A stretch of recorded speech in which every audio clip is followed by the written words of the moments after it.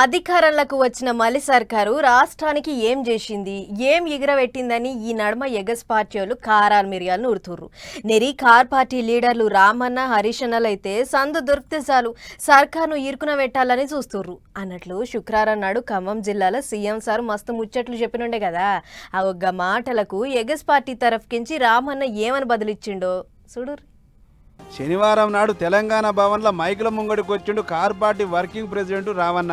మరిగా సారు ఏమన్నాడు ఏం కథ అనేది చెప్పుకునే ముందు మొదలు శుక్రవారం నాడు ఖమ్మం ఆశీర్వాద సభల సీఎం రేవంత్ రెడ్డి సార్ ఏమన్నాడు చూడురే. 119 ఉన్న శాసనసభ నియోజకవర్గాలు 182కు పెరుగుతాయి. ఈ రోజు చెప్తున్నా 182 శాసనసభ నియోజకవర్గాలలో 117 సీట్ల పైన గెలిచి 117 శాసన సభ్యులను గెలిపించుకొని రెండవసారి తెలంగాణ రాష్ట్రంలో ప్రజాపాలనను కాంగ్రెస్ ప్రభుత్వాన్ని గెలిపిస్తాం.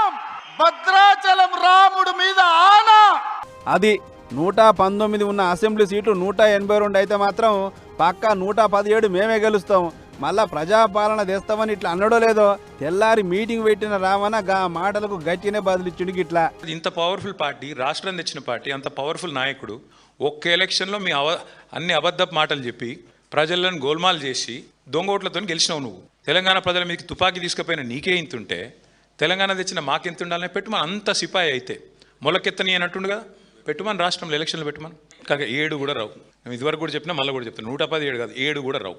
ఈ 18 నెలలు ఏం చేయొచ్చు అని చెప్పి ఆయన సర్వే చేయించుకున్నాడు. 4 సర్వేలు గంటా పదంగా చెప్తున్నాయి. రేవంత్ రెడ్డి సర్వే కూడా స్వయంగా చెప్పింది 78 సీట్లతో బీఆర్ఎస్ అధికారంలోకి రాబోతుందని రేవంత్ రెడ్డి చెప్పి సర్వే చేయించుకుంటే అందులో కూడా వచ్చింది. ఇంటిరా ఇప్పటికిప్పుడు ఓట్లు పెట్టినా సుతా కారు పార్టీ గెలుస్తుంది అని చెప్పుకొచ్చుండు ఈ మాజీ మంత్రి. అంతేకాదు మేడిగడ్డ నింపితే భద్రాచలం మొత్తం కొట్టుకపోద్ది అన్న సర్కారు వాళ్ళ మాటలకు సుతా గట్టి జవాబు ఇచ్చిండు సారు. మేడిగడ్డ నింపితే భద్రాద్రి రాముడే ఉండడు అంటున్నా నీకు బుర్ర ఉందా అని నేను అడుగుతాను.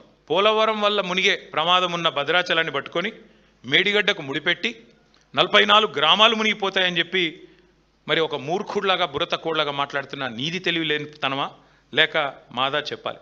రిటైర్డ్ ఇంజనీర్లు చెప్తా ఉన్నారు కదా, కన్నెపల్లి పంప్ హౌస్ ఆన్ చేయొచ్చు ఇబ్బంది లేదని చెప్తే కూడా పెడచెవిన పెట్టినోని బుర్ర తక్కువడనలా ఏమనాలి చెప్పాలి.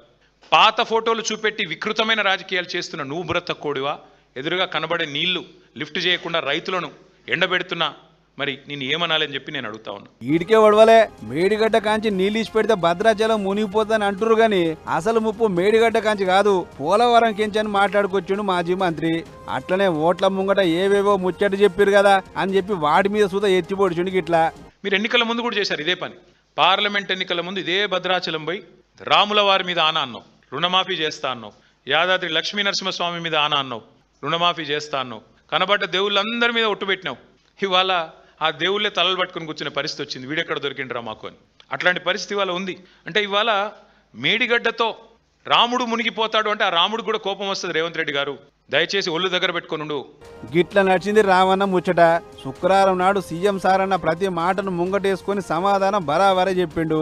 మొత్తానికి అటు సర్కారులకు ఇటు ఏగస్ పార్టీలకు ఇద్దరు నడుమ సై అంటే సై అన్నట్టే నడుస్తుంది రాజకీయం.